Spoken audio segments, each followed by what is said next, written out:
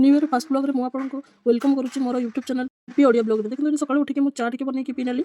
तो तापर फ्रेश मुझे भावुँ कि आज जगन्नाथ मंदिर का सब जी आम बारिपदार बहुत सारा मंदिर अच्छे तो चलते मुझे कौ मंदिर जाऊँ देखिए ये चा टी बनई पी नौ जा मंदिर तो चाहूँ चाहूँ तो नूत वर्ष पूरा कम्प्लीट होगा पुणी आउे नुआ वर्ष नुआ सकाल को नुआ सकाल आरंभ गोटे चा पीकी गाधी पूरा फ्रेश हो गलु गली जगन्नाथ मंदिर मंदिर बहुत भीड़ था तो मंदिर भर को तो मोबाइल एलाउ ना कहीं मंदिर भर को दर्शन करके जगन्नाथ महाप्रभु को आसिक अंबिका मंदिर आसती अंबिका मंदिर मुझे बारिपदार कौ जगह सेलिब्रेशन कले बहुत मंदिर फेरी आसती ये साई मंदिर गोटे होती पंचकुला साई मंदिर गोटे तो प्रतिष्ठा दिन भी मुझे जाई मंदिर जदि आप बारिपदार तो मंदिर थे आसिक बुलती जातु मत लगे आपको लगे मंदिर